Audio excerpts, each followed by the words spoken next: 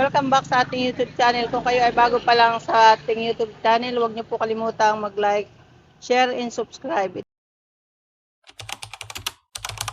Ito po si Ate Rowena. Kung may Rowena ng Kamsor na tamad, ito po naman si Ate Rowena na napakasipag na lola. Binubuhay ang kanyang apo. Kahit gabi na naghahanap buhay siya, nahirapan na po siyang lumakad. Kaya po ngayon, bibigyan natin siya ng konting aguinaldo.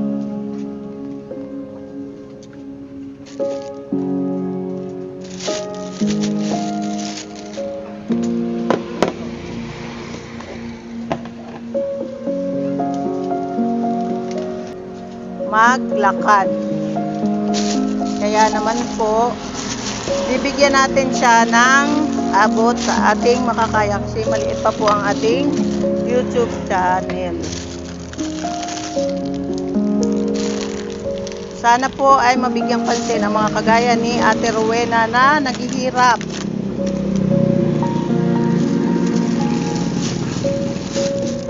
Yan. Yan lang ang aming kayang ibigay sa kanya. Sa nakakapanood po ng video ito, huwag po natin kalimutang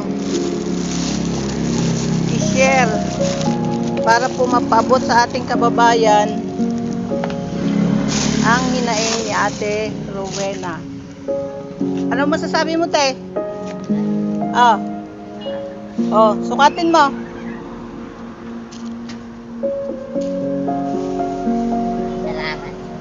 Ayan marami yan. Hindi ako nakabili ng damit ng apo mo. Ha, pasensya ka na. Nabibisi kasi ako sa ating munting negosyo dahil dito tayo kumukuha ng pangkain araw-araw. Dito po ako kumukuha ng pang-araw-araw namin.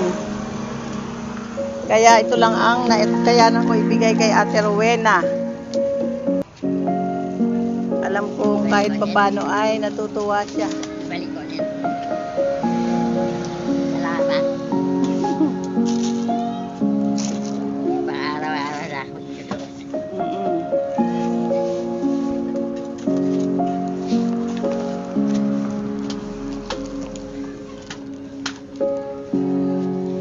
Dito Nasaan yung lagayan mo? Nasaan yung plastic mo? Nasaan yung plastic mo? Yan. Tapos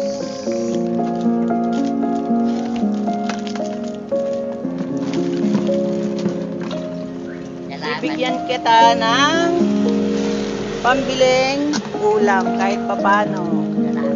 Merry Christmas, te. Ano masasabi mo?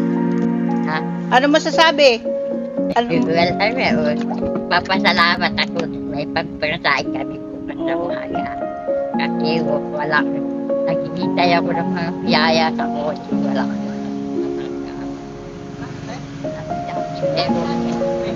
Nakarabito na kami ng pagkaso sa bigas. Wala. Pasalamat ako. Sa mga nakakapanood po ng bidyong ito, pakitulungan naman po natin si Ate Rowena kahit papaano. Nakakaawa po tong matandang ito.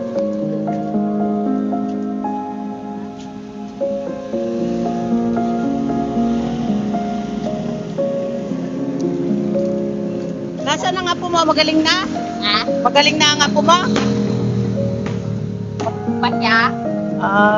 Naubi pa daw po. Kaya hindi ko sinasama. Oo, kasi mamog. Umuwi ka na muna. Ha? Umuwi ka na. Dami-dami na yan. Wala pa yan. Di pa yan nabibiyak. Tingnan nyo, gabi na. Pero ayaw niya pang umuwi. Wala lang naman ang kalton eh. Video lang. Sige na. Oo, sige na. Ingat ka. Hanggang dito na lang po ang ating video. Sana po matulungan natin. Talaga pong nakakaawa ang kanyang kalagayan. Maraming salamat po. Huwag niyo pong kalimutang mag-like, share, and subscribe.